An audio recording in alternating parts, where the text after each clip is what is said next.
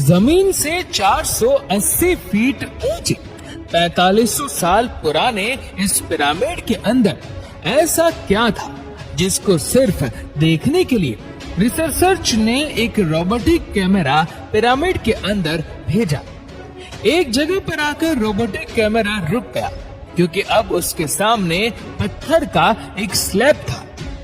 Researchers का मानना था कि इस स्लैब के पीछे जरूर कोई ऐसा राज छिपा है जो पिछले 4500 सालों से दफन है।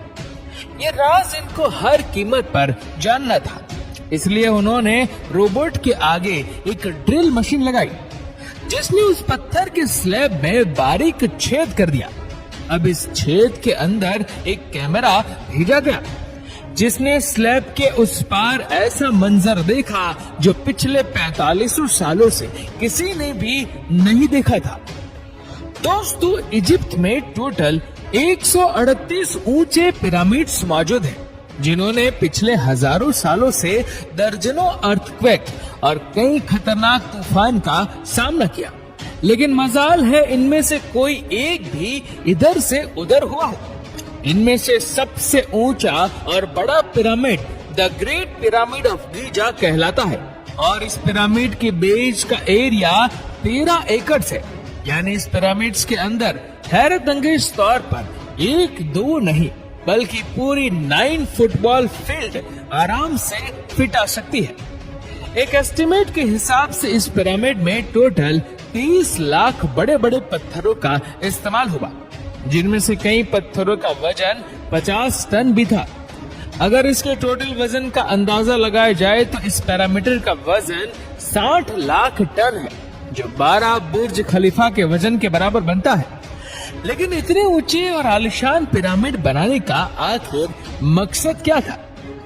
हजारों साल पहले जब इंसान के पास कोई टूल्स भी मौजूद नहीं थे, तब इन पिरामिड की दीवारों को कैसे इंच बाय इंच लेवल किया गया, कैसे 50 टन वजनी पत्थरों को स्क्वायर शेप में काटकर बगैर क्रेन के ही 480 फीट ऊंचाई तक पहुंचाया गया।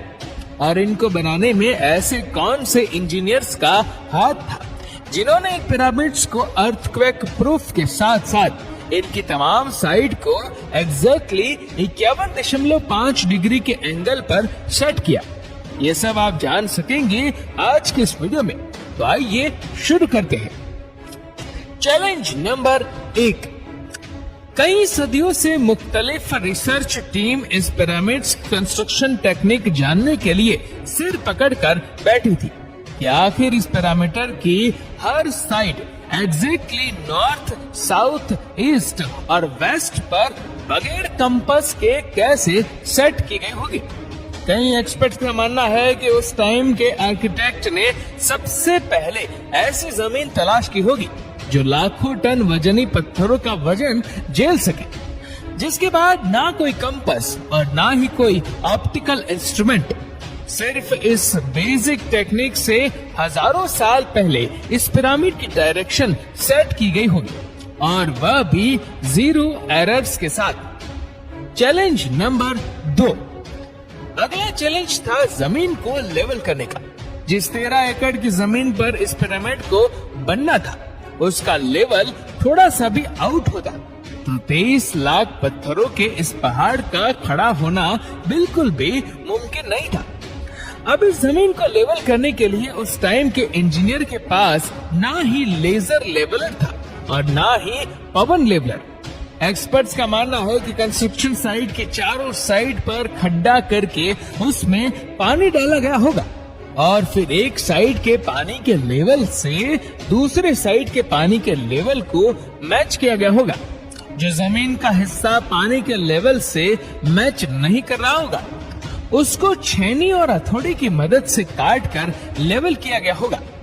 कई एक्सपर्ट्स का मानना है कि एंशिएंट इजिप्शियंस ने इस सिंपल टूल का भी इस्तेमाल किया होगा, जिसकी दोनों साइड पर लकड़ियां और उसके ठीक सेंटर पर एक रस्सी से पत्थर बंधा हुआ है। अगर पत्थर जमीन से टच हो गया और उसकी रस्सी ठीक सेंटर लाइन पर आ रही होगी, तो इसका मतलब है कि बीच की जमीन परफेक्टली लेवल है। Challenge number 3। अब पिरामिड कंस्ट्रक्शन साइट पर डायरेक्शंस भी सेट थी, मार्किंग भी हो चुकी थी और जमीन का लेवल भी सेट था। अब बारी थी कंस्ट्रक्शन स्टार्ट करने की, जिसके लिए लाखों टन वजनी और बड़े पत्थर रिक्वायर्ड थे। लेकिन ये पत्थर काटने के लिए ना ही उनके पास ग्राइंडर थे और ना ही जैक हैमर। लेकिन फिर भी उन्होंने 50 टन वजनी पत्थर काटे भी और उनको स्क्वायर या रेक्टेंगल शेप भी दिया। लेकिन आखिर किसकी मदद से? जी हाँ, यही वह सिर्फ एक टूल था जिसकी मदद से पत्थरों को काटा गया। एक्सपर्ट्स का मानना है कि पिरामिड्स की कंस्ट्रक्शन पर इस्तेमाल होने वाली छेनी सिर्फ कॉपर से ही नहीं बनी थी, क्योंकि उनको भी ये बात मालूम थी कि कॉपर नरम होता है और पत्थर नहीं काट सकता। इसलिए इसमें एक केमिकल आर्सेनिक भी शामिल किया गया था। कॉपर और आर्सेनिक से बनाई जाने वाली ये छेनी लकड़ियों के हथौड़ों से पत्थरों पर ठोकी जाती थी और कई घंटों की मेहनत के बाद बड़े बड़े पत्थर शेप में लाई जाती थी। Challenge number 4। अब ये खास किस्म का पत्थर जिसको आज लाइमस्टोन कहा जाता है, उसकी कटाई पिरामिड कंस्ट्रक्शन साइट गीजा से 250 किलोमीटर दूर टोरा के शहर में हो रही थी। अब मसला था इस पत्थर को गीजा तक ट्रांसपोर्ट करने का। हर एक पत्थर 50 टन यानी 50,000 केजी के बराबर था, जो तकरीबन 3 पैसेंजर बस के वजन के बराबर बनता है। और ऐसे 23 लाख पत्थर सिर्फ एक पिरामिड में इस्तेमाल होते थे। इतना ज्यादा वजन ट्रांसपोर्ट करने के लिए ना ही उस दौर में कोई जानवर काम आ सकता था और ना ही उनके पास ट्रक मौजूद थे। अगर आजकल के जदीद दौर में भी ये काम करना पड़े तो ट्रांसपोर्ट कंपनी का अच्छा खासा टफ टाइम आएगा। हैरतअंगेज तौर पर यह काम वर्कर्स और कश्तियों की मदद से किया गया। जी हाँ, टोरा और गीजा के दरमियान मौजूद रिवर का फायदा उठाया गया और बड़ी बड़ी कश्तियों में पत्थर लाद कर पिरामिड साइट पर पहुंचाए गए। एक्सपर्ट्स का मानना है कि ये काम इतना आसान नहीं था। शिफ्ट में इतने बड़े पत्थर की लोडिंग और अनलोडिंग में कम से कम भी 500 मजदूरों की आर्मी एक ही वक्त में लगाई गई होगी। Challenge number 5। जो एक्सपर्ट की टीम पिरामिड के कंस्ट्रक्शन पर रिसर्च कर रही थी, उनको अब अपने कई सवालों के जवाब मिल चुके थे। लेकिन एक बात उनको हर वक्त सता रही थी कि लाइमस्टोन अब हो गई, ट्रांसपोर्ट हो गए और कंस्ट्रक्शन के दौरान एक के ऊपर एक लगना भी शुरू हो गए। लेकिन मसला ये था कि पत्थर इतनी ऊंचाई तक आखिर पहुंचाए कैसे गए हो। कई एक्सपर्ट्स का मानना है कि पिरामिड के कंस्ट्रक्शन से पहले ही ये प्लान कर लिया गया था। या तो ये स्पाइरल ट्रैक के जरिए ऊपर गए होंगे या फिर जिगजैग तरीके से।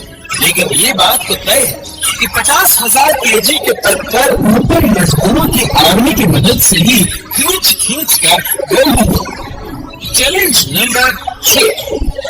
दोस्तों, बात सिर्फ लाखों मजदूरों छेनी हथौड़े से लाइमस्टोन काटने और इतने बड़े पत्थरों को ट्रांसपोर्ट करने की ही नहीं थी। इस पिरामिड्स के अंदर कंपार्टमेंट, उनके अंदर जाने का रास्ता और कई छोटी छोटी सुरंगें भी बनाई गई थी।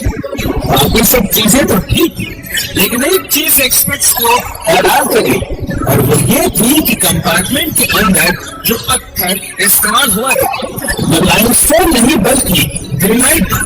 जी हाँ, ग्रेनाइट एक ऐसा पत्थर है जो डायमंड के बाद दुनिया का सबसे सख्त तरीन स्टोन माना जाता है।